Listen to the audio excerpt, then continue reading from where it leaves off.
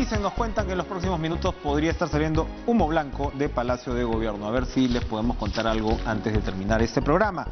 Vamos a conversar con Abel Salinas, exministro de Salud, porque una de las inquietudes, por supuesto, doctor Salinas, un gusto verlo, una de las inquietudes en esta situación es, bueno, ¿qué va a pasar con la salud? No sé cuántos países cambian un gobierno así en medio de una pandemia. Hay posiciones a favor, hay posiciones en contra, hay toda una controversia, pero el hecho es que ya ocurrió. Ya estamos frente a esta situación y claro, una de las constantes ha sido la crítica al gobierno de Vizcarra sobre el manejo de la pandemia, ¿no? Hay críticos del nuevo gobierno que decían que ha sido pues el peor manejo del mundo, creo que lo ha dicho el propio presidente interino Merino de Lama.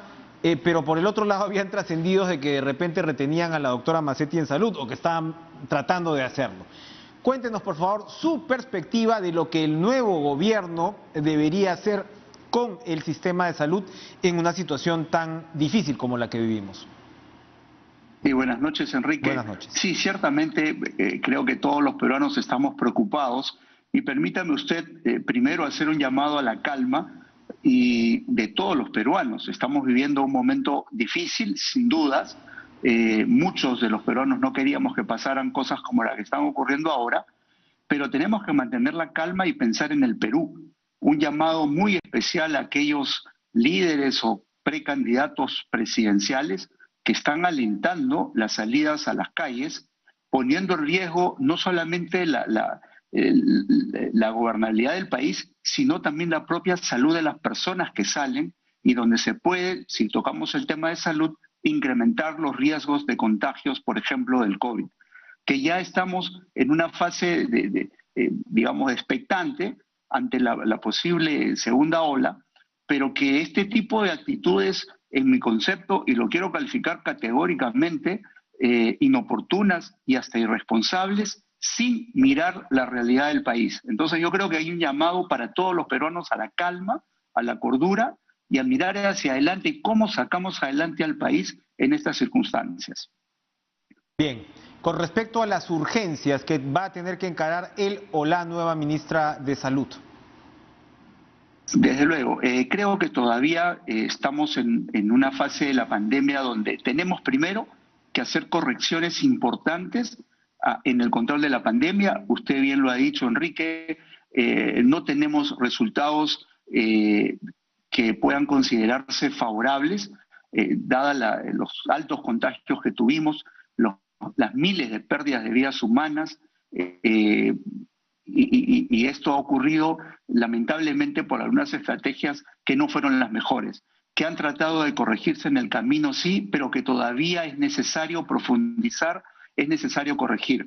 Y yo quisiera decir aquí, entonces, que sí es cierto, a mí me ha llamado mucho la atención la presentación, la publicación hoy día de las renuncias aceptadas de todos los ministros del gabinete, cuando aún no se ha designado el nuevo, más allá de que si tienen o no la responsabilidad de seguir al frente de los ministerios hasta no tener reemplazos, esto no es correcto, no es bueno dejar al país en esa sensación de vacío. En consecuencia, entiendo que los ministros podrían estar con la intención definida de no continuar en un gabinete siguiente, pero creo que hay los espacios suficientes y esperar los días suficientes para el recambio. Hay una responsabilidad Entonces, esto administrativa, sin duda, ¿no? Sin duda, sin duda. Y yo lamento que esto haya ocurrido sin excepción en todos los ministros de Estado. ¿Cuáles son lo segundo, los puntos de corrección más importantes? Me gustaría que comparta con nosotros. ¿Dónde están los ajustes de tuercas más trascendentes en el sistema de salud? Desde el principio, desde las pruebas diagnósticas. Yo creo que las pruebas diagnósticas son las pruebas moleculares. Debemos de dejar las pruebas serológicas para otro tipo de cosas. Así que debemos corregir eso de inmediato, porque si ahora hay pocos contagios, este es el momento de volver a utilizar las pruebas moleculares, identificar algún caso, adelantarnos al virus, poder ahora sí hacer un cerco epidemiológico correcto, inteligente, y evitar la propagación y que el impacto de una segunda ola, que lamentablemente no estamos exentos que ocurra en el Perú, no cause los estragos que nos causó estos primeros meses. Lo segundo Eso significa una atención domiciliaria, comunitaria, integral, multisectorial, con la participación de todos, del Ministerio de Salud, de la policía, de los gobiernos locales, de la sociedad organizada, en identificar los lugares, las personas y hacer el cerco correcto, llevándole los víveres, etcétera, haciendo la cuarentena ahí focalizada si es que encontramos nuevos casos que van apareciendo. Lo otro también tiene que ver con el mensaje comunicacional. De una vez por todas tenemos que ser mucho más claros en lo que decimos.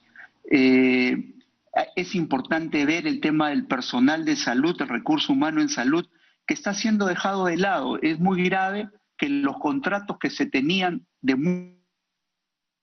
muchos profesionales se hayan ido terminando o que no estén siendo remunerados correctamente y oportunamente, que puede desalentar a quienes tienen que estar en la primera línea. Bien, importante. Y segundo lugar, más allá de la pandemia, Enrique, es el plan rápidamente de recuperación de lo desatendido, como por ejemplo los varios cientos de miles de vacunas que no se han podido colocar por haber utilizado todo el recurso humano en la lucha contra la pandemia, por ejemplo. Aproximadamente 600.000 niños que no han recibido sus vacunas durante la pandemia, efectivamente.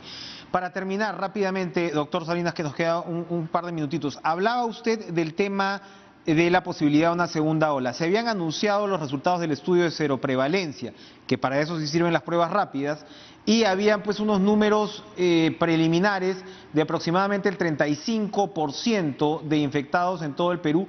Ha habido antes otros estimados que hablaban que en Lima habría estado entre 45 y 46%.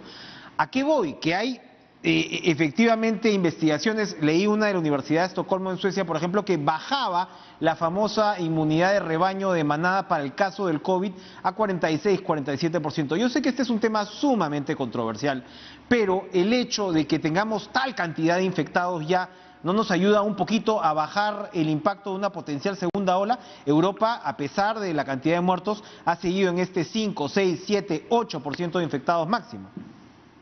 Claro, sin embargo es sumamente riesgoso apelar a una inmunidad de rebaño de esta forma natural, que es diferente que la buscada por la vacunación cuando tenemos evidencias de quiénes estamos inmunizando. Aquí no lo tenemos. Yo solamente quisiera decir lo siguiente. El tema de los estudios de cero prevalencia no se hacen solamente con las pruebas serológicas. Primero que tienen que estar estandarizadas. Hemos usado diferentes tipos de diferentes sensibilidades, especificidades, etcétera, que no nos dan la certeza. Lo segundo, de ahí a hablar de inmunidad de rebaño, también hay mucha distancia. Y peor aún en un sistema de salud o un sistema social como que tenemos en el Perú, que pone en riesgo a la ciudadanía en general, y ya lo comprobamos. Yo recuerdo, lamentablemente, alguna vez el exministro de Salud decía, bueno, al final todos nos vamos a contagiar, pues algunos morirán en sus casas, otros en las puertas de los hospitales, otros sí llegarán a ingresar a los hospitales. Eso es imposible pensarlo seriamente, responsablemente en estos momentos. Muy bien. A ver, Salinas, muchas gracias por compartir con nosotros estas perspectivas importantes para el sistema de salud. Vamos a una última pausa y regresamos con Cara a Cara.